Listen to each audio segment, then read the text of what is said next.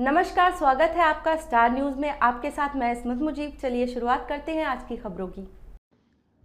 सपा सरकार में भी जब कुंभ हुआ था तो गंगा में डुबकी लगाई थी। हम लोग लगातार सीखते रहते हैं, लेकिन इस बार हमें भाजपा से नया सीखने को मिला कि कपड़े पहनकर भी नहाया जा सकता है।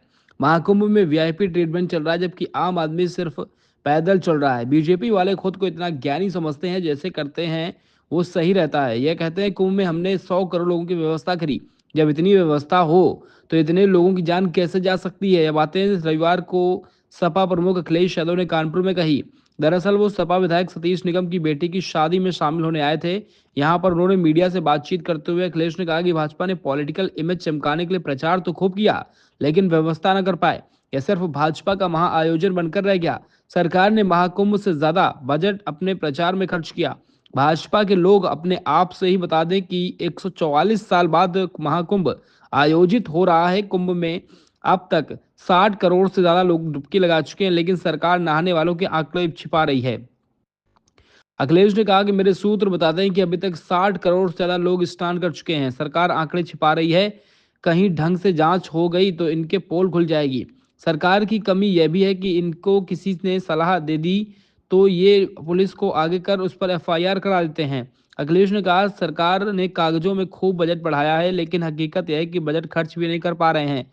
समाजवादी पार्टी के लोग गंगा में स्नान हमेशा करते रहे, लेकिन कभी प्रचार नहीं किया।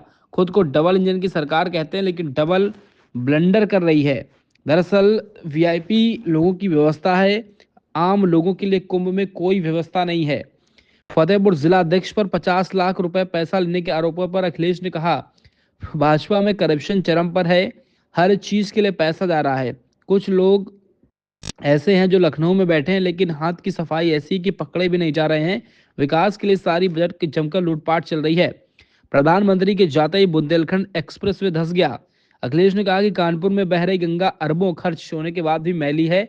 भाजपा के लोगों ने नाले पर सेल्फी पॉइंट बनाया था। गंगा तो साफ नहीं हुई, लेकिन बजट साफ हो गया। 2047 तक सपा नहीं, भाजपा 2027 में ही शून्य हो जाएगी। केशव प्रसाद मौर्य जीरो हैं। अखिलेश यादव ने मिल्कीपुर उपचुनाव में कहा कि भाजपाई कह रहे हैं कि मिल्कीपुर जीतकर अयोध्या का बदला ले लिया। जीत अयोध्या का बदला नहीं हो सकती। पुलिस को चुनाव जीतने के लिए उतार दिया गया था। में जो शादी के कार्यक्रम थे उसमें मैं शामिल होने आया हूँ। हमारी पार्टी के कोषाध्यक्ष और साथ में बैठे पूर्व विधायक सतीश निगम जी, इनके पारिवारिक कार्यक्रम में शामिल होकर के न केवल इनकी बेटी, दामाद और बहुत दूर दूर से आए हुए परिवार के सभी सदस्यों से मिलने का मुझे मौका मिला है। समाजवादी पार्टी और समाजवादी पार्टी के नेता लगातार इस तरह के सामाजिक कार्यक्रमों में हमेशा शामिल होते रहे। राजनीतिक व्यवस्था या राजनीति की वजह से व्यस्त होने के बावजूद भी हमारी पार्टी के लोग इस तरह के संबंधों को कभी नहीं तोड़ते और न छोड़ते हैं। और मुझे अच्छा लगता है कि कानपुर में आप लोगों से मिलने का मुझे बार बार मौका मिलता है। इधर पूरा देश चिंतित भी है और जो खबरें हम लोगों को आपके माध्यम से मिलती हैं उन खबरों से दुख भी बहुत होता है। कल ही रात में जो दिल्ली में घटना हुई उसके कारण तो अब आने लगे होंगे, लेकिन दिल्ली जैसी जगह, राजधानी, और जब भारत सरकार ये बोलती हो कि हम विकसित भारत बनाना चाहते हैं, हम दुनिया में अर्थव्यवस्था तीसरे नंबर पर ले जाना चाहते हैं और जो हमारा इंफ्रास्ट्रक्चर है वो दुनिया के बराबर हमारा इंफ्रास्ट्रक्चर होगा, लेकिन जो घटनाएं हैं, जो घटनाएं हो रही हैं, उससे पता लगता है कि भारतीय जनता पार्टी महाआयोजन की तैयारियां तो बहुत करती है।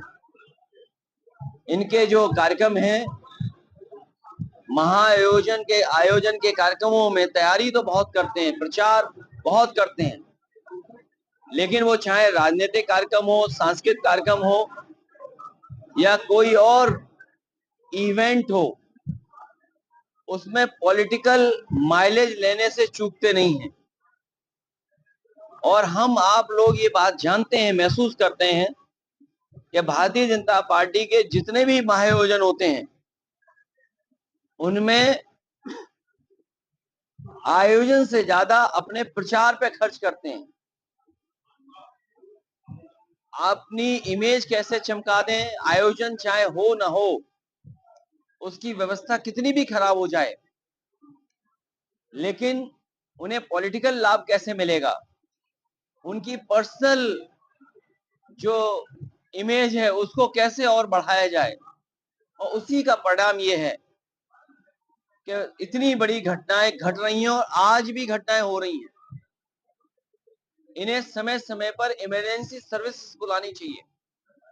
इमरजेंसी में जिन लोगों की मदद से चीजें अच्छी हो सकती हैं, उस फोर्स को, उन लोगों को बुलाना चाहिए। और अगर हम और आप लोग केवल उनको सलाह दे दें तो वो अपना विरोध समझते हैं। अगर हम और आप लोग सुझाव दे दें उन्हें, कोई, चाहे वो प्रेस के लोग हों या पॉलिटिकल लोग हों, अगर सुझाव दे दें तो उनको लगता है कि उनके खिलाफ कार्रवाई होनी चाहिए, उससे भी उन्हें बुरा लगता है। और इधर जो चीजें सामने आ रही हैं, अपने इतने ज्ञानी हैं ये लोग, भारतीय जनता पार्टी के लोग, कि किसी चीज को स्वीकार नहीं कर सकते हैं, अपने आप ही डिफाइन कर देते हैं चीजों को। 144 साल अपने आप डिफाइन